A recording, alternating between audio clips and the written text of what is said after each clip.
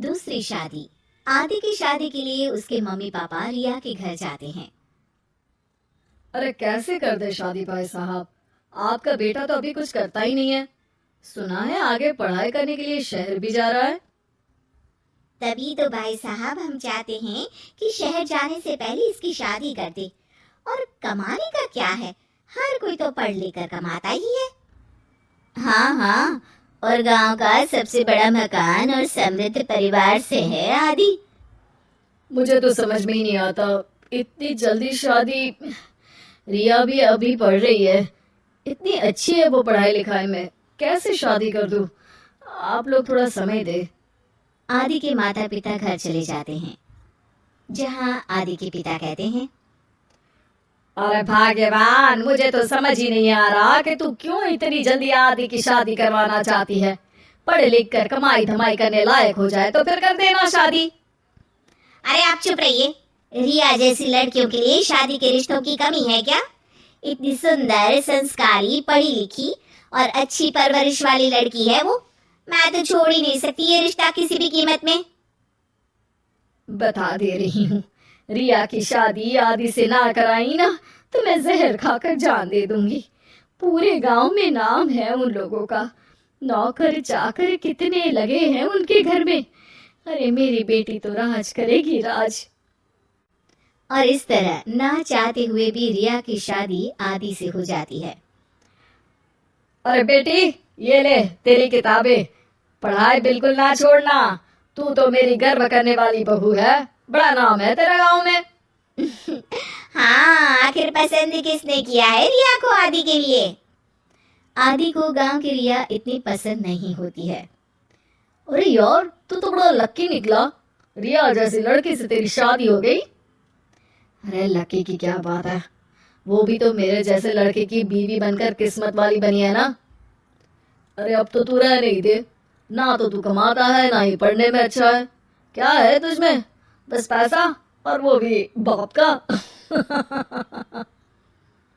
आदि को दोस्तों की बात पर बहुत गुस्सा आता है।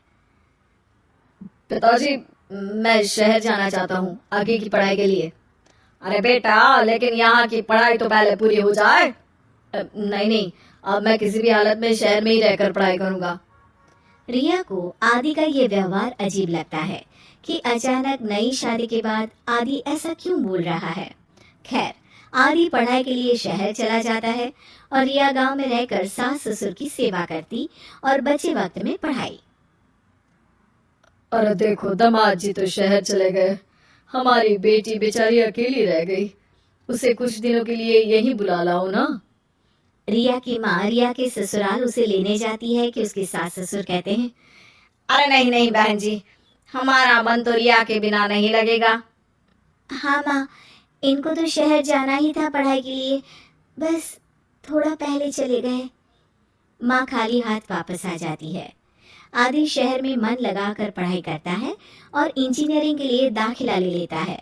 तो वहीं रिया भी एमए की पढ़ाई में प्रवेश लेकर समाज सेवा में मन लगाती है। तुझे देखकर लगता है कि मैंने तेरे साथ ठीक नहीं किया बेटी। शादी तो करवा दी लेकिन पति का साथ नहीं मिला।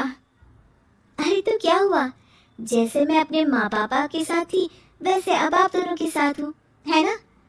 सास खुश हो जाती है। अरे सुनो, बहू आदि लौट रहा है शहर से, वो कल आ जाएगा, तुम लोग तैयारी कर लो। रिया ये सुनकर खुश हो जाती है। वो सोच लेती है कि अब वो कुछ दिनों तक आदि के साथ क्वालिटी टाइम बिताएगी।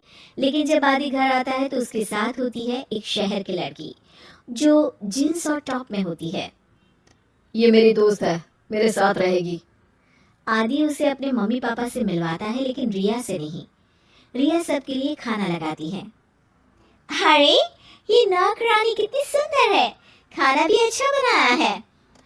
अरे नहीं नहीं, ये नौकरानी नहीं, मेरी बहू यानी आदि की बीवी है। ये सुनकर लड़की शांत हो जाती है और आदि की तरफ देखने लगती है, फिर वहां से चली जाती है। अरे माँ, क्या जरूरत थी घर की कहानी बताने की? देखा, अब वो बुरा मान गई ना। वैसे भी मैं आप लोगों को बता देता हूँ, मुझे रिया के साथ नहीं रहना। मैं शिवानी से प्यार करता हूँ और उसी से शादी करूंगा। मैं रिया को छोड़ रहा हूँ। आदि ये बोलकर उस लड़की के साथ शहर चला जाता है। रिया ये सब देखकर रोने लगती है, अपने कमरे में चली जाती है जहाँ सास ससुर उसके पीछे आते हैं। हमें माफ कर दे बेटा। वो दोनों उसके सामने हाथ जोड़ते हैं। आप लोग ऐसा क्यों बोल रहे हैं? ये तो मेरी किस्मत थी, पर अब मैंने सोचा है कि मैं भी आगे पढ़ाई करके आगे बढ़ूंगी। रिया पढ़ाई लिखाई करके पूरे जिले की कलेक्टर बनती है। आदि उसे छोड़कर शिवानी से शहर में ही शादी कर लेता है। फिर एक दिन रिया के ससुराल में, अरे बेटी रिया, तुझसे मिलने कोई आया है। कौन है माँ? हमें आपकी बहू के बारे में सब पता है। मैं आप लोगों से अपने बेटे के लिए आपकी बहू का हाथ मांगने आई हूँ। रिया के सास ससुर और माता पिता ने मिलकर ये फैसला किया था कि वो रिया की शादी करवा देंगे। पूरे जिले में नाम कमा चुकी रिया की शादी उससे भी बड़े ओहदे के सिट से हो रही होती है कि शादी वाले दिन आदि भी वहां आ जाता है। अरे माँ, ये क्या हो रहा है? तेरी हिम्मत कैसे हुई घर में घुसने की? पूरे गांव में हम लोगों की नाक कटा अकेला छोड़ गया था एक लड़की के लिए, अब क्या लेने आया है? माँ, वो लड़की ठीक नहीं निकली। उसने मुझे धोखा दे दिया माँ। मैं रिया की कीमत समझ चुका हूँ। अरे इतने बड़े जिले की कलेक्टर है वो। मैं यहाँ नहीं था, फिर भी उसने आप लोगों का पूरा ध्यान रखा। बहुत लेट हो चुका है बेटा। रिया आज अपनी नई जिंदगी की शुरुआत करने जा रही है। अब उसे भी जीने का हक है। वो तेरी सुविधा से जिंदगी नहीं जी सकती। तूने तो हीरा खो दिया बेटा।